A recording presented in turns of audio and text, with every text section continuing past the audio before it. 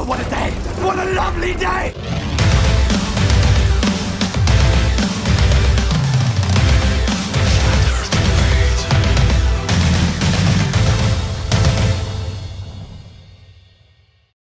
Welcome to Flat Earth Debate. I'm your host, Nathan Oakley, and if you're new to this channel, or you've not done so already, be sure to subscribe and hit the bell notification icon to keep up to date with the Flat Earth Debate.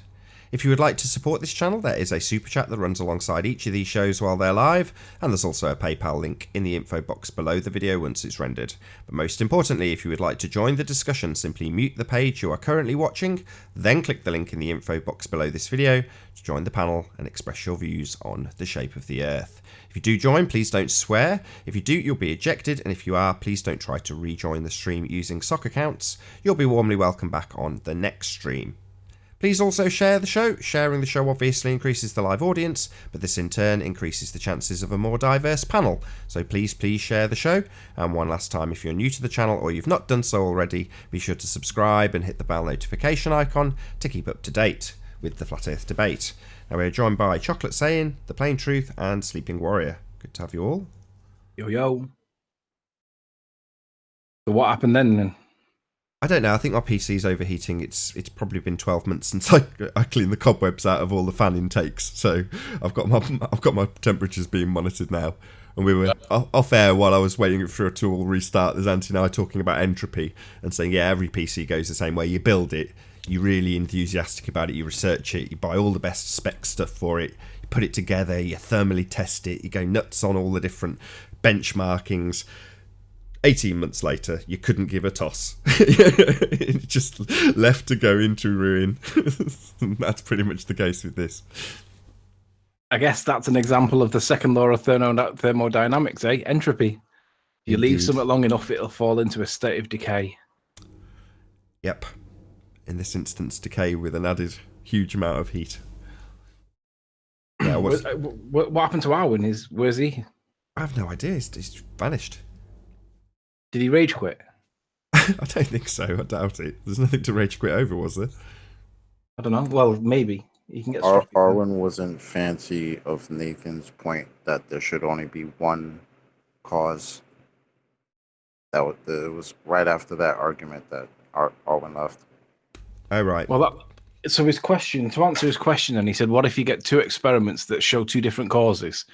Then one of you has got the experiment process wrong. So you'd have to look at your scientific method to see which one was, getting it right. Because there are times where you can have other things that cause it, like multiple causes. So there may be more than one cause that you didn't realize. Because and I can't think of an example, but there must be an occasion where you get more than one cause to an effect that you get the same result. Maybe refraction being the cause, like we see things because they're there. Well, maybe there's two causes that, like, it's there because the Earth's flat, but also it's there because the light's bending. So how do you prove that with a scientific experimentation of some kind? I don't know. I'm just trying to put into words what he was trying to put into words, and maybe didn't get across very well. But point is that if you do get the same results from different techniques, then one of you has done something wrong. So I've sent you some citations along with a load of text. Is there any chance you can display it? Yeah.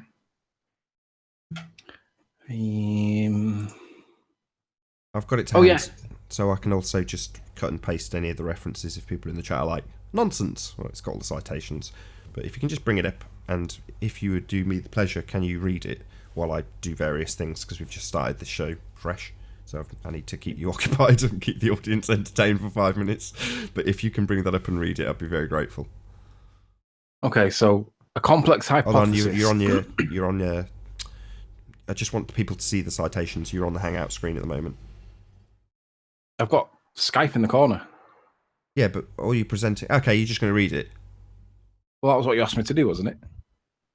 Yeah, it doesn't matter. I was just wanting to show people that there's cited sources, but don't worry about it. It's not an issue. I'll get on with what I'm doing and go on mute and just let you read it. My bad. It's all right. What I'll do is I'll make it bigger so that because I'm on a wide screen, that's not easy to read.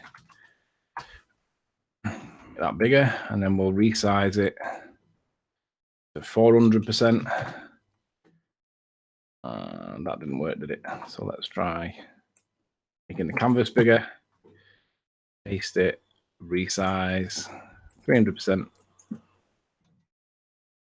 Okay, so a complex hypothesis examines the relationship between two or more independent variables and two or more dependent variables. So it's the relationship rather than the cause. Okay, that's the key word. This nonsense is employed in epidemiological studies. I don't even know what that is. I can never say that word either. Epidemiological studies or correlations. Remember that correlation is not the same as causation. Epidemiological studies can never prove causation. That is, it cannot prove a specific risk factor actually causes the disease being studied. I agree. You sacrifice the cause in favor of a correlation, but then that's basically maths. You end up with maths, but maths doesn't prove anything. It is description, and that's where Betty beasted GeoStreamer recently in his Hangout, which we'll be talking about tomorrow. But the point is, what Rumpus is claiming that Nathan doesn't understand is a point that Nathan has never, ever brought up in the past. We've never spoke about complex hypothesis, but he's citing it as though we have, and that's a foul. That's a lie, Rumpus. Why would you do that? I don't understand why you would do that. Speaking of lies, while Nathan's doing that, what I'm going to do, I'm going to, let's bring up a page. Let's look up the definition of a lie. Does anybody know what the definition of a lie is? It's the conveyance of false information with the intention to deceive. So lie. So it must be this one.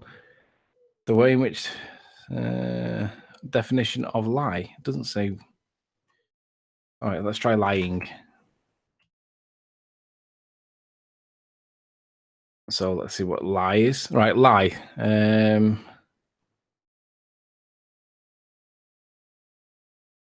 I'm looking for the definition of it, and now I can't find it.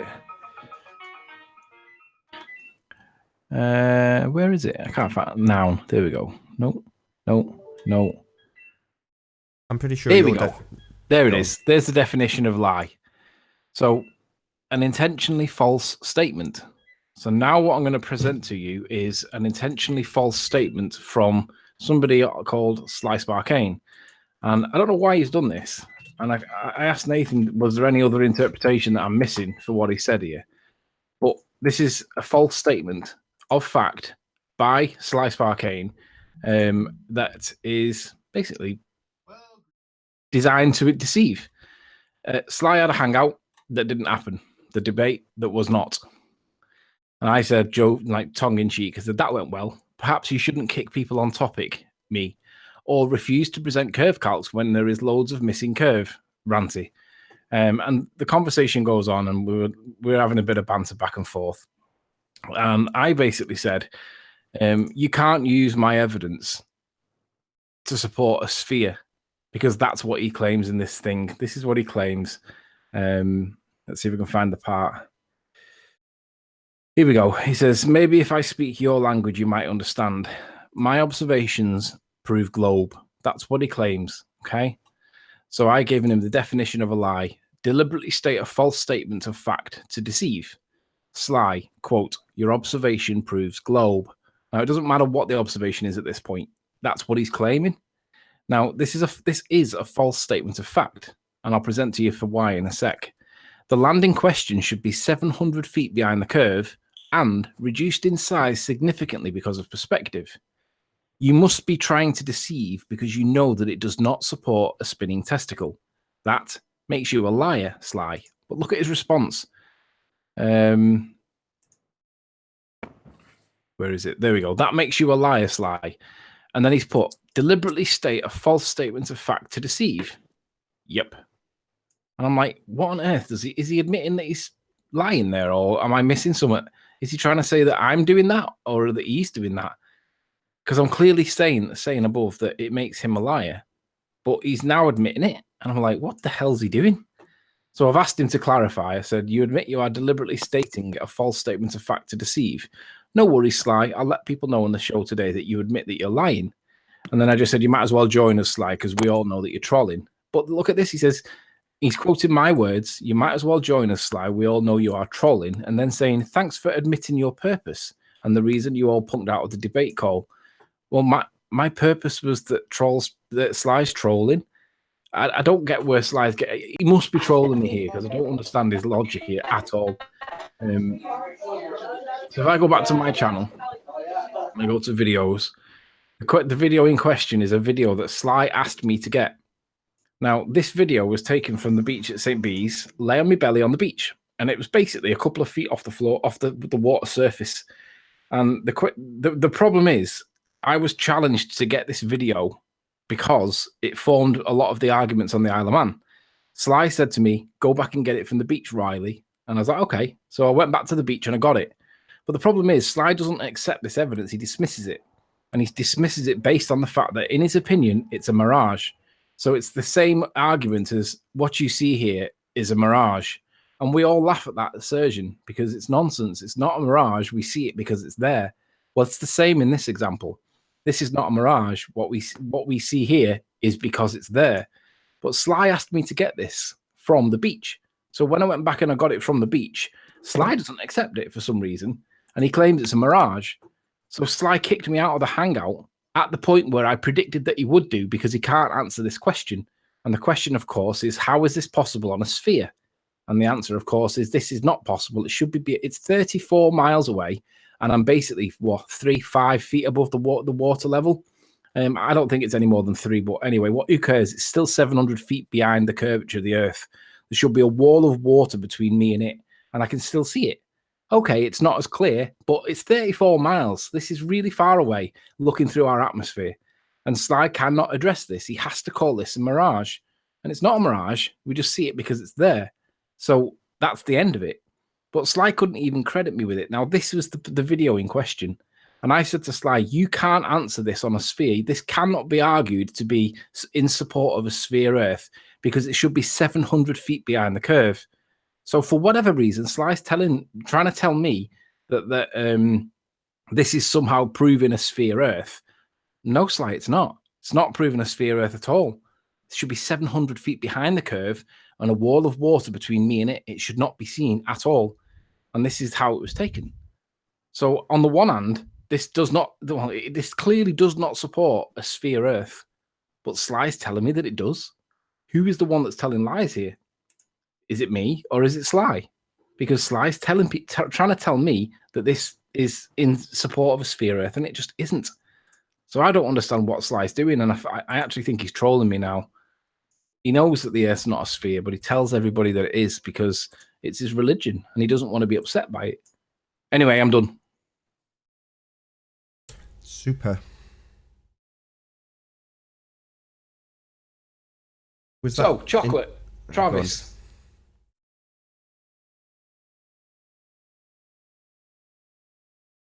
It was an abrupt ending, so they're not prepared. They were all sat back thinking, all right, we can kick back for a while. And Jose, are you here? Yeah, I'm late, but I made it. What's up, guys? Yeah, you've not missed nothing. We had a failed hangout. Yeah, I caught a little bit of the one earlier. It crashed. Oh, yeah. Okay, Nathan. Time to get out the air duster. Yeah, I think it's time to do a bit of maintenance. Yeah, bummer. What's your temperatures reading now? Very exciting stuff. My graphics card is just reaching 60 degrees and my CPU is 65 degrees. Oh, that's not too bad. Yeah, it's all fairly nominal. Well, if that doesn't rise too high, I would say it's a RAM issue. That'll be my next point of call. Who knows? So, what can we talk about? Oh, by the way, right at the very end of that last hangout, I saw Rumpus's message which stated, quote, I challenge Nathan and Riley to a neutral hangout somewhere. Rumpus, you can't even not Rumpus your own hangouts. Why would anybody want to talk with you? You can't converse. There is a conversation that has to take place in a hangout. One person speaks, the other person listens. The other person then responds, and then the first person listens. And that's called back and forth. It's called a conversation. If you'd like to see a practical demonstration of a conversation, check the Hangout where Geo Strieber and Soundly were having a conversation whilst it was supposed to be a one-to-one Hangout with me. That's a conversation. They both take turns and they both speak together, but in a coherent way. That's a conversation. And you just can't do it. Why would we want to? Rumpus is pretty pathetic for getting kicked out of his own people kicking him out. He had to take one for the team there, though. We know why that happened. So what you're saying basically was that Brandon Toy was about to kill him, so he had to flip out and do, turn into the rumpus and get himself to the point where his own people are going to kick him out. Yeah. So that Brandon Toy doesn't get to make his point. Correct. Brandon was about to point out that the evidence that they were relying upon was not based on empirical evidence. It was based on their model and a prediction of their model of what should happen. Now, that's not proof at all. All that is showing you what should happen on their model. Who cares? That's not scientific evidence to prove anything. And that's what he was about to point out. Rumpus clearly realized that was about what was about to happen. And that's like he's the last defender. And the ball's just been played past him, and he realizes that the striker's now one-on-one with the keeper, and he has to foul him, otherwise he's going to probably score. So Rumpus has to take the tactical foul. He has to obfuscate that point. He has to be rude and make that point get derailed. And he did so, and he got kicked for it, and Gio had to kick him. But like Nathan said, Gio didn't realize what was about to happen because Gio was he's not dumb, but he's not streetwise yet, but Rumpus absolutely knew what was about to happen. Sorry, got to contradict you there. Yeah, he is. Geo Strieber is stupid. Otherwise, he wouldn't require someone nattering in his ear whilst talking to you. That, to me, is a clear indication of stupidity. So what's your view on Rumpus then? Because Rumpus realised what was going on and he committed a tactical foul to stop it from happening and was successful. The point didn't get concluded because Rumpus got kicked. But Brandon was about to make the devastating point that this proves absolutely nothing. Comment on Rumpus's behaviour. Well, it served its purpose beautifully. Suddenly there's a nice distraction. They can talk about the fact that Rumpus has got kicked and why he's got kicked, and that distracts everybody. Oh, Rumpus has been kicked. So no one's focused on the fact that Brandon's just demolished their argument. Yeah. They're talking about science, and what are you being presented with here? Some extrapolation from some maths you've done. Well, who gives a shit? And then, Rumpus is calling him a wanker and saying it's scientifically valid, and then he gets kicked out. That's what Rumpus is there for, to cause a rumpus. Yep. They don't call him that for nothing. No. And he knows what he's doing because he called himself that. He absolutely knows what he's doing. Like, that's right. Rumpus, I give it to him. He's not stupid. He knows what he's talking about. He might be trying. I don't know what his angle is exactly, but I don't think he really thinks it's a ball. I think he's smarter than that. I might be giving him too much credit. I don't know. But certain things he does and says, I think he's a little smarter than he's letting on. But it's more like, to me, the more I listen to Rumpus, it's more like an act. I don't know. I could be wrong, but sometimes he does know what he's doing. Oh, I think I figured out why it was overheating, because we had the Skype conversation, and Skype does generate quite a lot of heat, doesn't it? Yeah. Processing power. So I think that's probably why it's now quite stable, whereas if I was to start a Skype conversation, that could be the reason why it overheated. Well, let's test it. Let's jump on a Skype call. I'm good. Let's just get through this show. Oh well.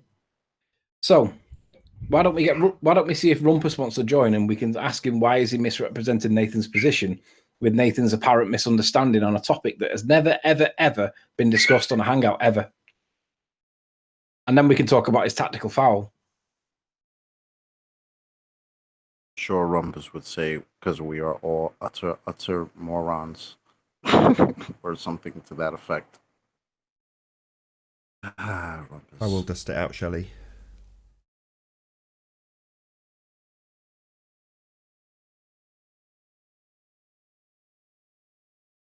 So where are the ballers on this The bu- ISS thing? that, Like, that's one of the best points of this year. That the bullet wound thing where they've used the album art from the front page of somebody's album. I can't remember whose album There is it an is, but- explanation. Do you want to hear the comeback from the ballers on that point? Say that again. yeah, I'd love Do you want to to. hear the comeback?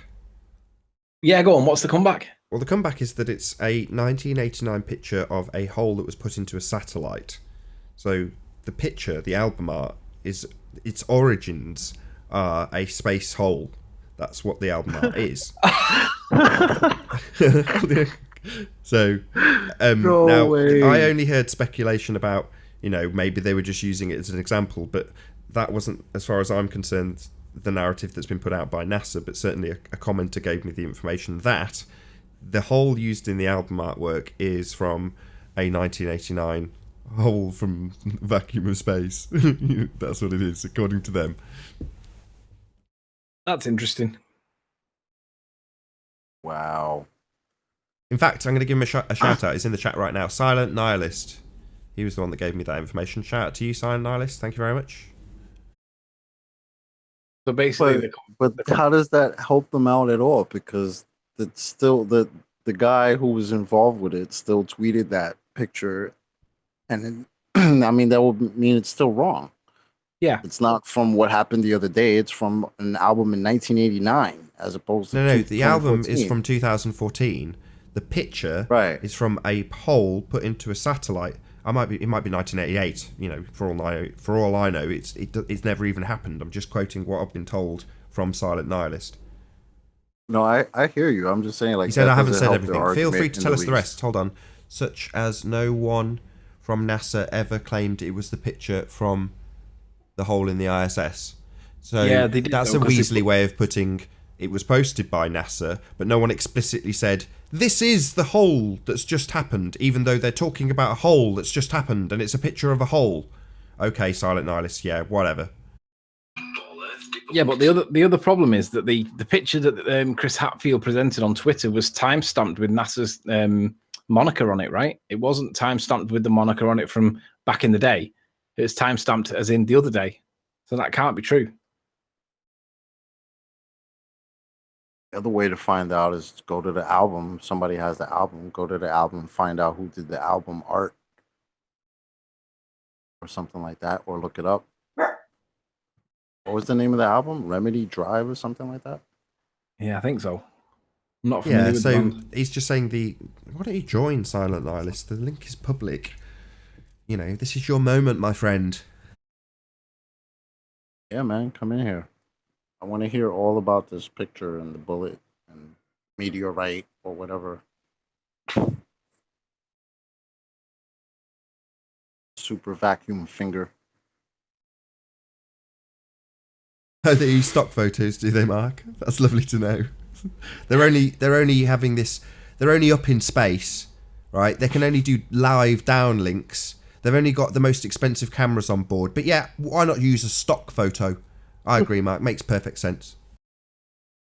Yeah, Nathan. Here's a link for you for the actual NASA picture. It's in the side chat on Skype. You have a look on that. This is the actual picture, and the best thing about it is all the bits of swarf that are in the background are all present on the both pictures, both on the album and on NASA's picture. But it's got NASA's moniker on the bottom, right? So Does it have a date for when it was posted? The NASA one? I honestly don't know, because I don't know what the letters and symbols mean. So unless this could be in some way proven to relate to the 88 or the 98, and that doesn't look like a solar panel anyway, so I'm not sure that would even make sense.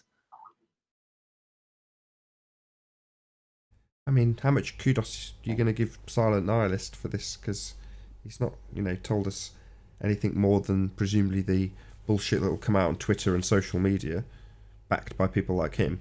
So what? That's their explanation, is it? Well, who cares? Apparently, I heard that because somebody was reading the story out, and they said that I think what NASA or Mission Control or whatever, whoever's down here, figured out that there was a leak but it wasn't that serious because when they found it out, like the astronauts were all asleep. So because it wasn't that serious of a leak, they let them sleep. They didn't wake them up. They when they decided when they woke up to tell them like, "Hey guys, there's a leak on your ISS." It's just ridiculous, man. Come Nathan, on. I've sent you in the side chat again on Skype the link on Wikipedia. Apparently, that the original photo was taken from. Obviously, we don't know that this is true, but this adds weight to their argument that it was originally from the original satellite. But to be honest, that doesn't look like a satellite to me in the back. It doesn't look like a solar panel in the background. It looks like something else. But who cares? Either way, it's deception because it's not real. It's not what they're showing it as though it's real, but it's clearly not.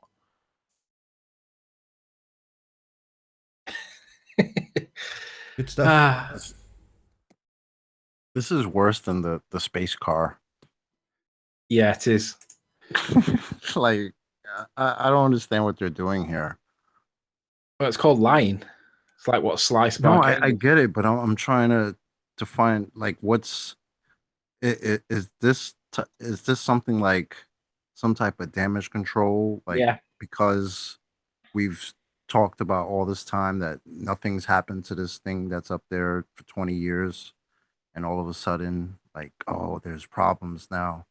Now we have something to fix because it looks too suspect. Sort of see it slightly differently, Chocolate. Which the way I see it is, they've got to keep talking about the medium itself. They've got to keep talking about the vacuum of space. So even if we're arguing about the chances that your finger would get sucked out into the vacuum of space if this really happened, look, they're faking it. That still works to their advantage because we're still talking about the vacuum of space, and Right. very relevant to our show currently because we're saying, how can you have gas pressure without a container? What's on screen now is what we see and experience. The gas pressure that we are all accustomed to. That bit's for certain.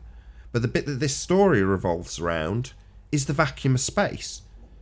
So the whys and wherefores debating whether or not there was a hole in a tin can in the vacuum of space, whether or not he put his finger in a hole in the vacuum of space, whether or not his finger would survive in the vacuum of space.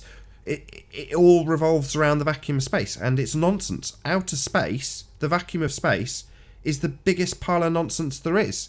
Space is not real. There is no vacuum of space. If there was, we wouldn't have an atmosphere. It would all disappear into the lower pressure system of that vacuum. We don't have that. It's nonsense. And when we say, well, how do we have gas pressure without a container? The best example you'll get is someone saying gravity. And you go, oh, right. Yeah, you show me Cavendish holding gas pressure without a container. A couple of balls in a shed going to show me that, are they? No, afraid not. No one's ever going to show you gas pressure without a container. And it's asserted that the entire globe that we're apparently living on is a complete violation of the second law of thermodynamics. Apparently entropy doesn't exist. We do have this massive pressure differential, this huge expanse of vacuum surrounding this tiny dot in the middle of nothing. It's just tiny. But it's got gas pressure around it, amazingly. And the entropy that should be sucking that gas pressure into the space, dispersing it equally, that doesn't happen. No, just bollocks. Space is total nonsense. It doesn't real. The vacuum of space is ridiculous notion. I'm breathing gas pressure. You're telling me that I just go up and then there's a vacuum? No, that's ludicrous. Yeah, it's got to the point where I actually think they're testing people to see how many stupid people believe it by measuring how many complaints there are for the people that don't. Now, at the end of the day, most people can realize that space, whatever space is not what they're telling us it is, if it exists at all. For all I know, there could be a dome up there, but whatever is up there, it's not what we're told. So I guess they're measuring how stupid the audience or how stupid the nation is by how many complaints they get, and people aren't going to complain, or certainly not to the extent that would be necessary. Well, because for us saying that we need to have some type of container to be able to have the gas pressure we have, the only argument they have is that we can't provide what that container is, even though we know there's got to be some type of one, but we don't know what that is exactly. So that's the only argument they have. That's not a requirement. That's a flimsy argument or a flimsy rebuttal to ask me when the question revolves around their assertion of outer space. The vacuum that they say exists beyond the gas pressure we all exist. That's where the question is derived from. So the question is, how do we have gas pressure? We definitely have gas pressure. I'm breathing it. How do we have gas pressure without a container? The reason for the question is because they assert there is no container. We are in an open system. So how do you, the person asserting that there's no container, how do you get gas pressure without that container? Plenty of examples of gas pressure with containers. And they go, we don't need one. Well, okay, show me gas pressure without a container. Oh, where's your container? Whoa, whoa, whoa, whoa. Forget my container. I'm not making any assertions. I'm destroying your fantasy of space. So I'm not making any assertions about any container. If you want to say why are you asserting that you need a container, it's a necessary antecedent, you absolute buffoon. Show me an example of gas pressure without a container. Oh, well, what container? There you go round and round in circles. No, this is based on someone else's assertion, not mine. I'm not asserting anything. I'm saying, how do you, the person who asserts we have outer space, have gas pressure, something we definitely experience, without a container? The response is not, where's your container? What are you talking about? I'm asking you about your system without any permeable barrier between the two things that doesn't exist. It's an open system. You're flying out with its space rockets. So this isn't about me and my fantasy world. I'm not making any assertions, and I don't need to absolutely demolish yours with the second law of thermodynamics. It's a violation of the second law of thermodynamics if you are to assert that you can have gas pressure without a container. So demonstrate it. Don't ask me where my container is. What container? What are you talking about? I'm asking you a question about your system. I just want to change topic slightly. I want to poke the bear a little bit because I was watching Ranty's work last night on the Barrow in Finesse observation at Blackpool Tower whilst they turned on the illuminations. And the bit that Ranty's not put in his video, which is the distance, it's not been put in it clearly enough to be able to show the distance involved. Because Ranty's basically caught Blackpool Tower and the promenade at Blackpool, which is about 2 miles long, with the streetlights on at a distance of 18 miles, which if you compare that to Soundly, we should not see that because the amount of curve that we see on Soundly's Pontchartrain stuff at the same distance puts that whole promenade behind water. That's behind the curve. And I'm going to ask any baller to explain it. So the likes of Geo Strieber, the Rumpus, Sly Sparkane, why are you guys not going to address this? And when you do it, if you do address it, let's see the curve calcs because your model is the curve. So let's see how much of it should not be seen. Then we can argue about how much we do see.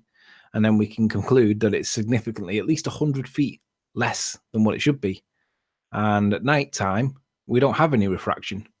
Now, technically, we don't have any refraction during the day. It's so small, it's classed as negligible. But by day, we have to reluctantly admit that we can't disprove your assertion any more than you can prove your assertion that light bends following the curvature of the Earth. We know we can't do that, but we can't disprove it. But nor can you prove it. The difference is we can acknowledge that we can't disprove your theory, and you can't acknowledge that you can't prove your theory. So at nighttime, I'm not going to give you any refraction. So we'll be removing that equation, that part of the equation out of it. And then we'll be adding an extra 20, 30 feet to it and asking you where it is. Shouldn't see what Ranty's got on camera. What's the explanation? Come on, ballers. 18 to 20 miles up and down that promenade at nighttime with no refraction. What's going on? The question is, what's the explanation from the ballers? Now, the explanation from a flat earther, that there isn't one.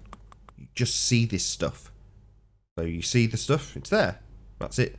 No further explanation required by our side of this argument. There it is. It's on camera. Let's watch the party from 18 miles away on the beach.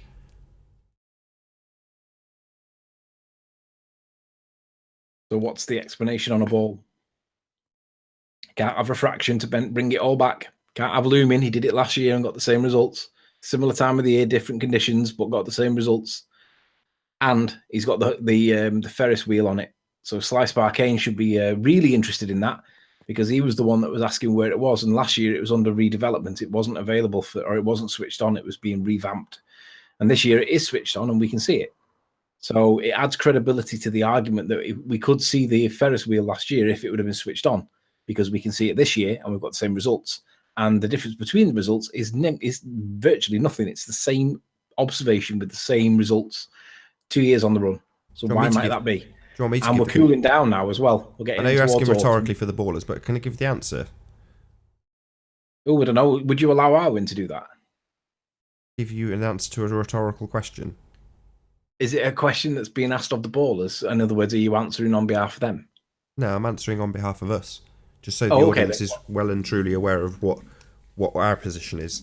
The Earth is obviously and observably flat. Yeah. And again, you guys have not got evidence to support your position. You cannot prove that the Earth is spherical. You can't prove it. The evidence is not there. And if the best that you guys have got is soundly, then that's debunked. George in the chat saying refraction at night can be very large. No, George, can't prove it. Even if it could be, you've still got to prove that it's curving around a ball. Sorry, what's he talking about? His refraction is terrestrial refraction, 7/6 of the radius of Earth, George. What the hell are you babbling about? Terrestrial refraction, dickhead. Look it up. Yep. And if you're going to have refraction by nighttime, that means the temperature isn't causing anything, because there is no temperature at night. There's no direct sunlight. So it seems to be a contradiction in terms. You can't have refraction at night to this anywhere near the same extent that you have by the day, because we all accept that the sun does have an effect on the atmosphere, and it does create this blurry, hazy thing at the horizon that you all call curvature, that we just say it's some form of atmospheric obstruction or whatever. We see it. So what's the explanation at night? No sun, no variables, just we see it. That's it. Well, what I don't understand is the people who claim that Soundly's footage is actual curvature, right? They don't say it's refraction or anything. They say that shows curvature, right? Those same people will look at another observation. What was Soundly's? 16 miles? 17? Something like that? So somebody will look at another observation, let's say 30 miles, and see no type of curve like that. That's the type of curve shown in Soundly's footage. But then whatever obstruction is in that picture, they'll say, oh, that's the curvature. But that's like twice the distance. I don't understand how you can say this guy's photo is actual curvature and then look at another observation and say, oh, that's curvature too. That's got a title. When it's completely different. Called confirmation bias. That's what that's called. What's wrong with these people? They're trying to confirm their religious belief.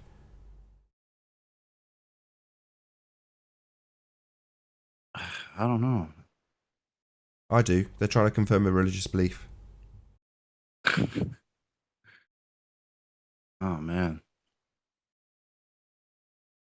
Just lying to yourselves. I don't understand how you can intellectually look at that and say, yeah, that's curvature, and that other one that's 100 miles away, but yeah, whatever that is, that's curvature too. So we have different types of curvature. I thought we were on a ball. It's just one curve, one type of curve. Nathan, do you remember whereabouts it was where Rumpus said, he was asked, what evidence have you got that proves whatever? And his answer was in a very high-pitched voice, it's the whole body of science, Nathan. Any ideas where that might have been said? No, it was quite an early hangout. Pardon? It would have been in the low sub 100s, I would imagine, but no, I don't know. So it was quite early on? Indeed. Sub 100s. It would be like when Nathan started asking for evidence of R. It would be like around there. Well, was it after Isle of Man or was it during Isle of Man? After. I think it's just after, so it's going to be 80, 90, that sort of episode. I'm going to have to find that citation. I think it's past that. We're gonna need to find that soundbite. The whole body of science, Nathan, because at the minute it doesn't appear that there is any science to support this nonsense that we live on a spinning testicle. What to do about all these ballers? They won't come in because they've got no evidence. Oh, by the way, Sly's upset because me and Ranty have swerved his invite to join a hangout. It's partly because, well, it is because I had a hangout with you, Sly, and I told you in advance that you wouldn't be able to answer one particular question. And what do you know? When we got to that one particular question, you kicked me. And I didn't swear. I wasn't being rude. I just asked you, how was this explained? And you called something that I had on screen a mirage. And I said you couldn't prove that. And you kicked me. So that's why I didn't join. And Ranty didn't join because the last time that you had the hangout with Ranty, you made him do it from the side chat in the chat. And when he was asking you to put it on screen for the curve calcs, for the same observation that he's done in the last couple of days, you wouldn't do it. Don't know why, but that's the reason why Ranty didn't join, and it's because you're a bitch, Sly. So Is this after he had his little challenge of any flat earther who does their own observations or something like is that what we're talking about? yeah, he said that he only lets people join his panel if they do their own observations, but he didn't let Ranty join the panel, and Ranty had to have the hangout conversation from the side chat. And when he had the conversation from the side chat, they just ignored his request to put the curve calcs on screen. But I thought the whole stipulation was to have somebody that does their own observations. Like I remember watching the little video of his, and that was the challenge, right? Yeah. So why wouldn't he accept Renty? Because he's a weasel. Oh, okay. So I've cobbled together what I think is going to become my new channel ad. So currently it's Amber Plaster, and it's been up for a while, maybe 18 months. So I tend to try and do a new channel ad each year. I'm going to play it you guys. Hopefully you enjoy it. This is Zoe Scribner, otherwise known as Be Here and Love YouTuber, and our housekeeping questions that we ask at the start of these shows. Damn, no audio. Okay, scratch that for now. I'll figure out why I've got no audio and then I'll come back to that. Oh, there we go. Let's try that again. I don't know why it's coming through the same line as you guys, I think.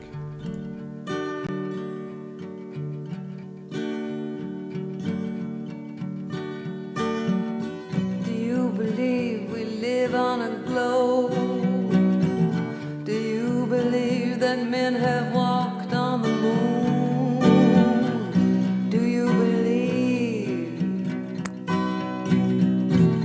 you believe that the stars are millions and billions and trillions of miles away? That we are merely specks of dust in the Milky Way?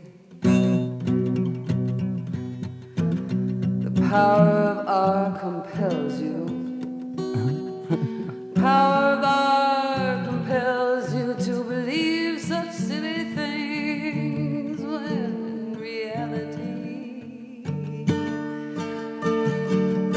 we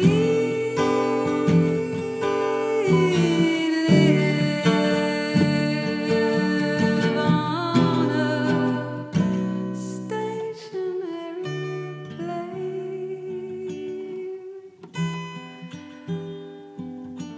fixed and immovable.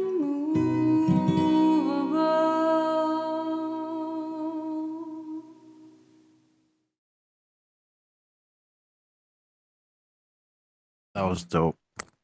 Yeah, I think it's brilliant. Who was the guitar? That's all Zoe. All of it Zoe. Cool. So yeah, Zoe Scribner, Be Here and Love, massive shout out to you. I didn't know she could even sing. Oh, she's got a lovely voice. Yeah, she does. She never actually intended me to use that, so she sent it me. and was like, yeah, it's just something I'm working on. I was like, right, I'm having that. I just never asked permission. I just used it. And afterwards, she's like, excuse me. But obviously, she, you know, it's good, so she's not going to complain that much, or at least I hope not. Yeah, that was awesome. Sorry. Yeah, that's my new channel ad. So anybody who's not subscribed that goes to my channel will see that video play automatically when they get to the channel. Subscribe today, Nathan Oakley 1980. She did the art too, like mixed with the questions and all that. How dare you? She did the No, whole thing. that was me. Oh, that was you. My bad. My bad. Yeah. Yeah, that's awesome. Zoe in the chat says, lol, yeah, that was a bit of a surprise. But she's got a smiley face afterwards, so thank you, Zoe. Big shout out to you.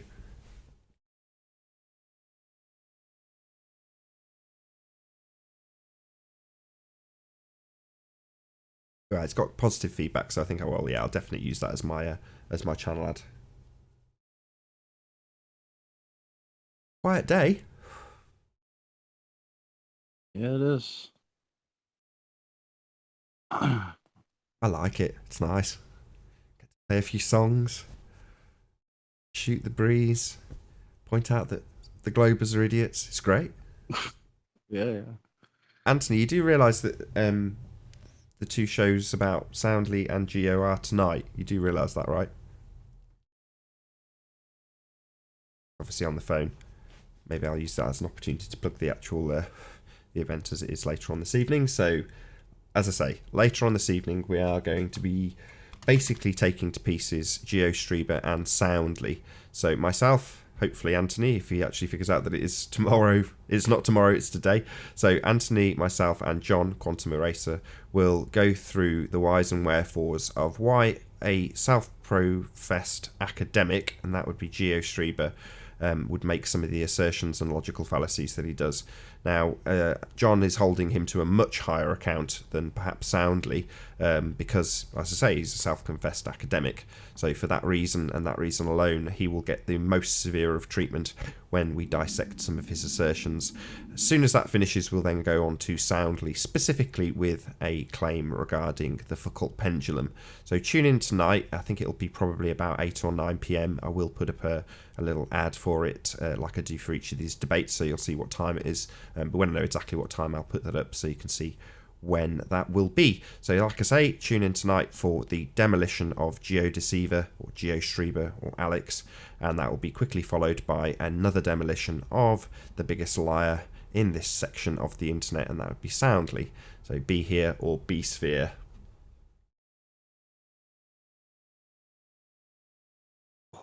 Cool. Very.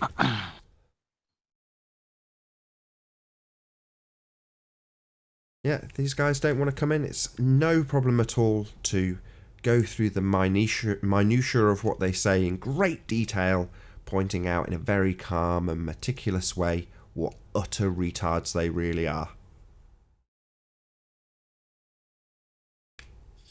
I'm back now. I just had to answer a phone call. I suspected that was the case. Just plugged the I show heard for my name later. being mentioned. What were you saying? That it's later today. It's not tomorrow. Oh, I thought it was tomorrow night. No. I'm sure he's changed it in that last message. Oh, really? Oh, maybe I've just not seen a message. He said something like, I've screwed my time up. It's something to do with... Hang on, let me see what he said. I'm sure he said... yeah, here it is. Link dead. Really, Jimbo?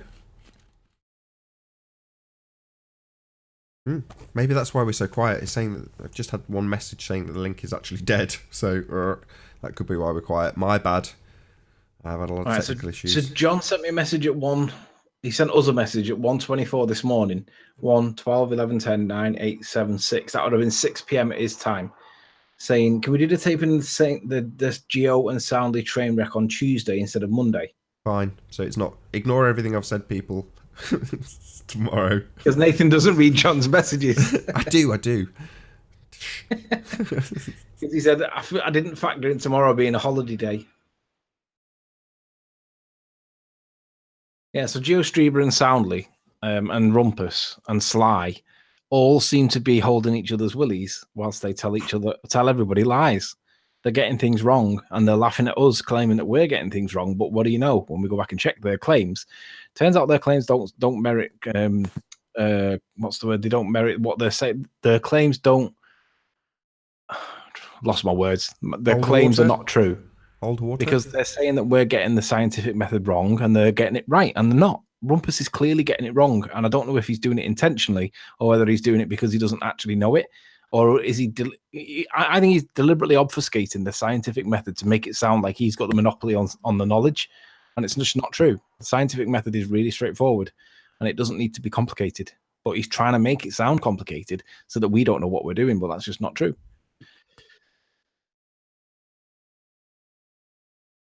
It's just sad because if the Earth was really a globe, any one of these guys should be able to just destroy us, by themselves.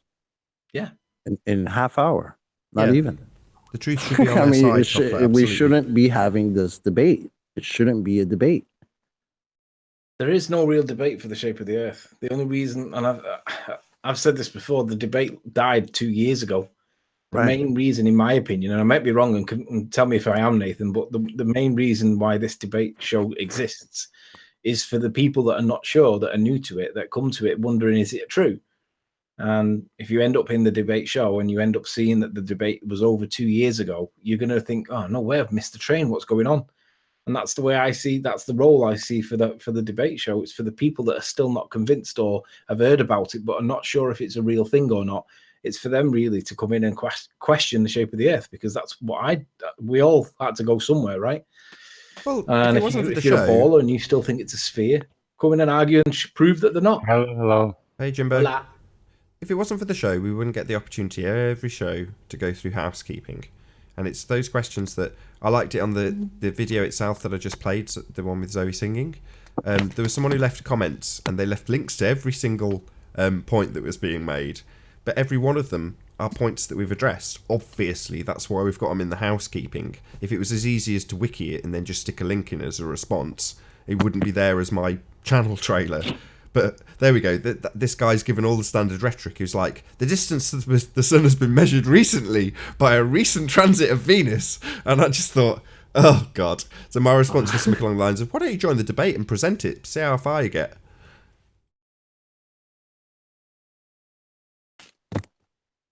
I agree with Riley. Like, I think as long as they're the only reason we're having this debate really is for the people who are just waking up to this and saying, wait a minute, there's something going on here. And yeah, that's Trying as to long break as through the fog and the dream that they're yeah, in. as long as it's being taught in schools and accepted as fact, there should be, even though we know that there is no debate, but there will always be a debate as long as people still believe it. John J. Tolan Media did an update. I guess he was reviewing basically some of his footage from the past, and in one, he's in the plane flying. He's at 31,000 feet, and he realized that some things in the far distance that he thought were clouds, they're actually mountains.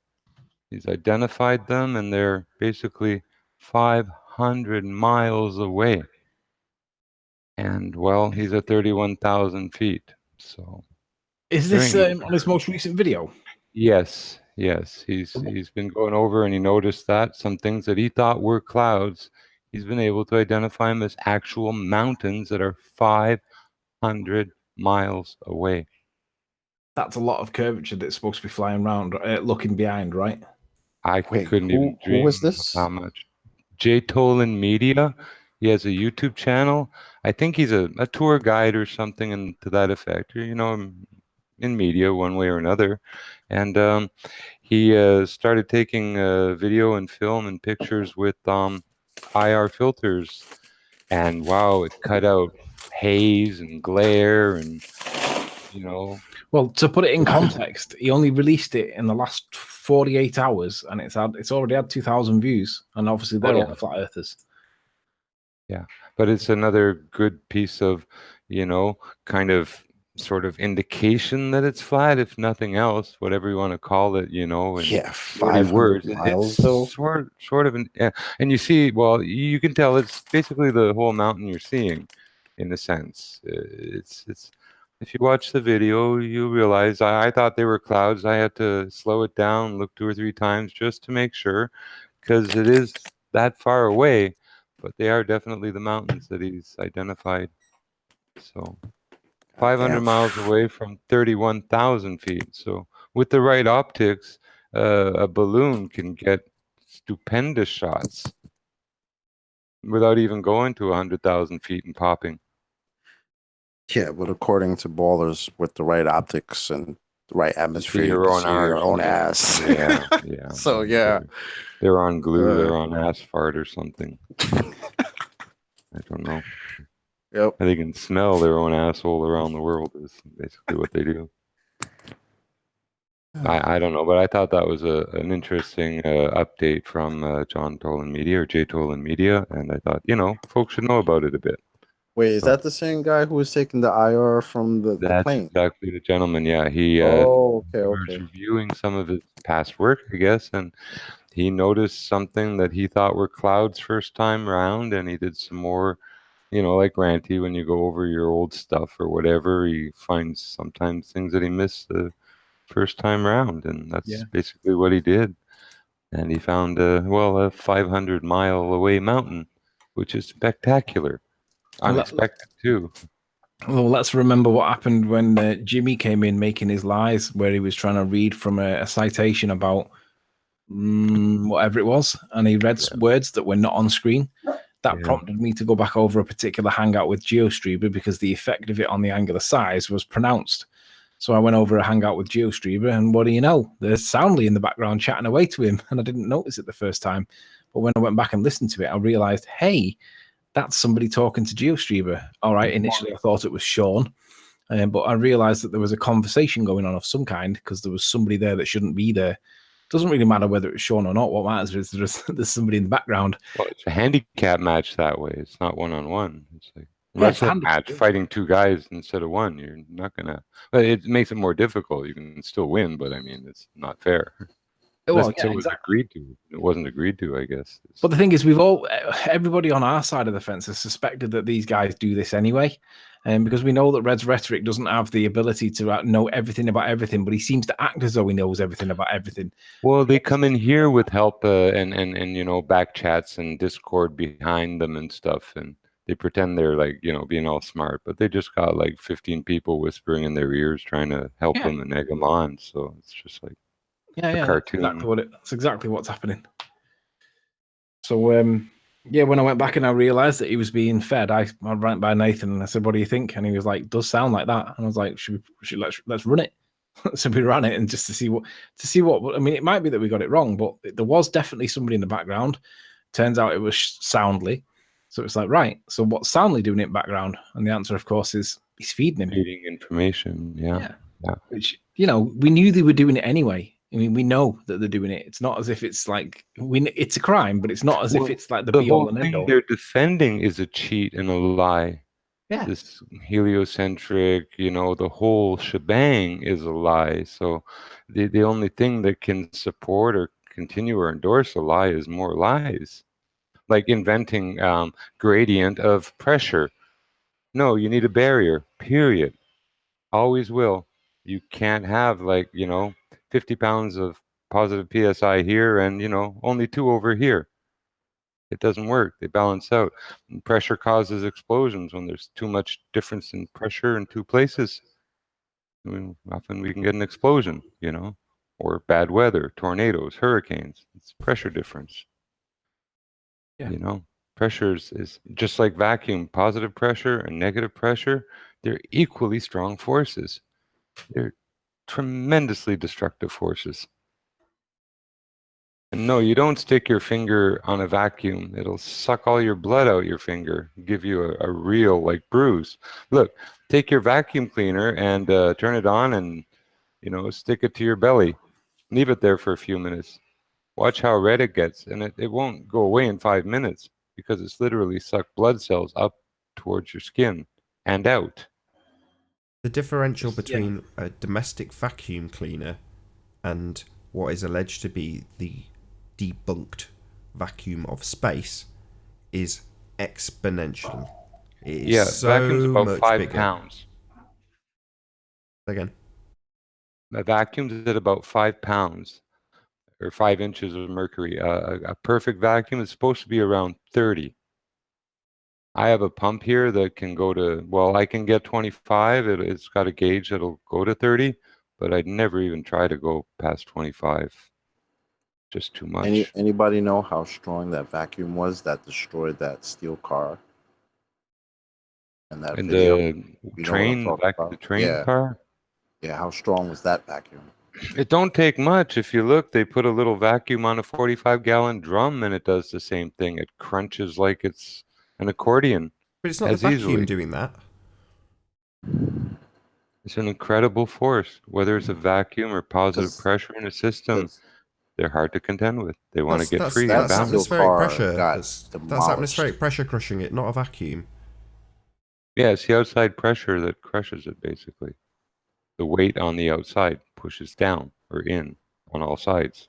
Well, how do you know it's the outside pressure pushing in that does it? How do you know it's not the internal lack of pressure that sucks it in? Because no, it doesn't work like that. Nothing is nothing in plain English.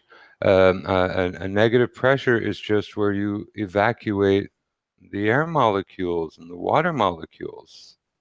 That's what you're sucking out. So you're saying nothing is crushing something. No, there has to be something. You don't have I'm saying an unfist or an unforce that in boxing. I'm asking, how do you know that the cause is the outside pressure pushing down rather than the inside? What's the word? The differential inside pulling it in. Easy. I'll explain it with water. So you have a very thin plastic bottle, yeah, like you drink out of, and you take it to the bottom of your local swimming pool, right, filled with water. And what you'll find is it remains exactly the same shape and exactly the same size and doesn't get crushed. So long as there's water inside the bottle, the water inside counteracts the weight of the water outside the bottle. Right?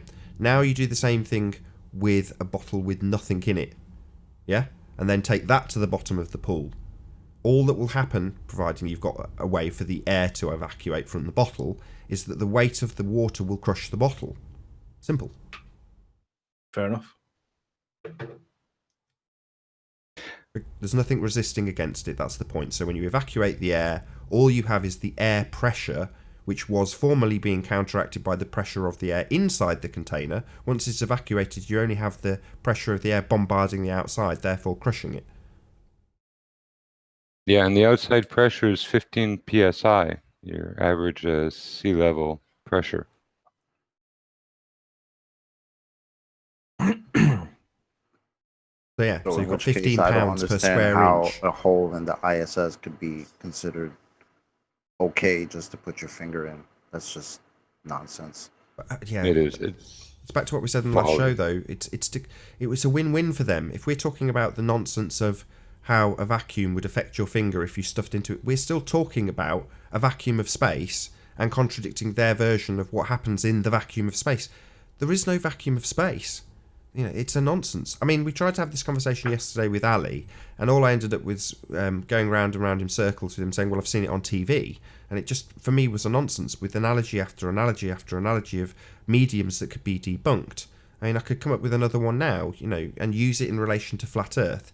Now, I'm going to give a big, massive disclaimer here and say that this next example is for example purposes only. This is not what I believe. None of it is. It's just being used as an example. So if I am to assert with video footage to back it, now the video footage I'm going to pick is going to be something that does exist. It's going to be footage of submarines. Just plain old submarines. But I'm going to assert that when you get to the edge of the ice wall and then keep going, you eventually reach a dome. But you can pass through that dome if you've got one of these submarines. Then I cut to footage of submarines. And I tell you that the submarine itself is in a particular medium. So once you go through the dome, which you can go through, definitely, so long as you've got this man-made submarine to go through it with, when you're through the dome, the other side is filled with superfluid hexavalent. Now, superfluid hexavalent is a definite thing that exists because I assert it and that's the medium it's in. Now, you can do two things at this point. You can either start picking through the minutiae of how the submarine works and its effects in superfluid hexavalent, or debunk the medium of superfluid hexavalent. And once you do so, there is no need whatsoever to start looking at the oxygen recycling system in the submarine, because the very medium itself has been debunked, and the same applies with space. You only have to ask a Global One question about their assertion that we live on a spinning ball, and that spinning ball is in outer space. Why do you have gas pressure? Because you can't have gas pressure without a container, and according to them, we are in outer space, a vacuum, a significantly lower pressure system next to the gas pressure that we all know exists. Therefore, the medium gets debunked. Hey, It's me Jose. again. So, space is debunked. There's no need to dissect this whole nonsense, because the medium itself is fictional. There's no vacuum of space. There's no outer space. It's all nonsense. So arguing about what would or wouldn't happen in a vacuum, because vacuums are real, doesn't mean that we've got outer space. But that's what we're doing when we argue about this bloody hole.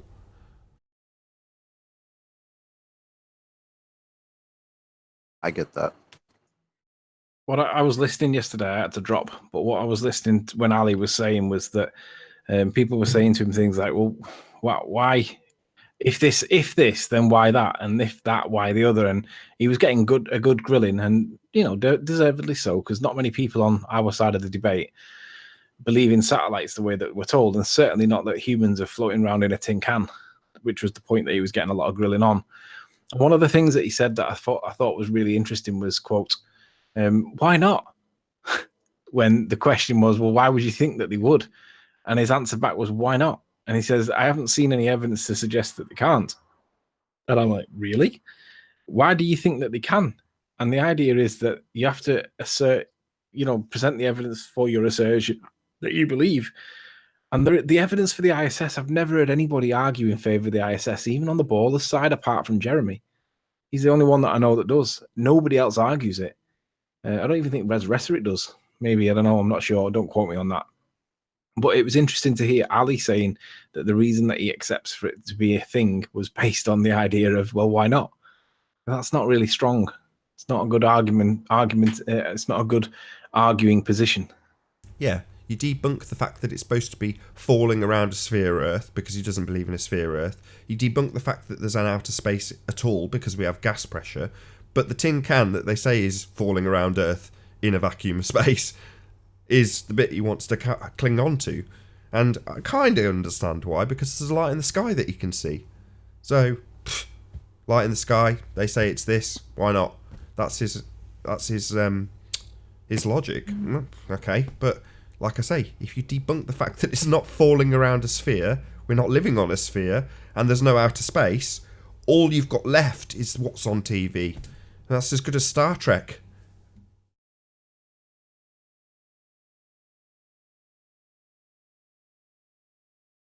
And it is actually a forced belief, a tyrannical belief system imposed on people.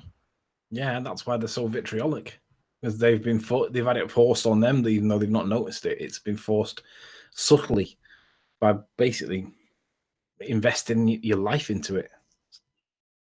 That's why GeoStream is never going to realize. I remember a globe in kindergarten. I even remember the name of my first kindergarten teacher, Miss Kowalski. I remember it well. Mine was There was a called globe in the classroom. Shouldn't have been. Yeah. I had a globe in every class, map in every class. Yep. Map. I had posters of the solar system, all of that. And with that, I'm going to say first and foremost a huge, massive, enormous thank you to all of the debating panel for making this debate possible, and of course a massive thank you to all of the live audience for tuning in and hopefully sharing this debate. If you hated the show, then you know exactly what to do, but if you liked it, maybe consider sharing it, or subscribing if you've not done so already. I've been Nathan Oakley, and I'll see you all in the next video. Oh, what a day! What a lovely day!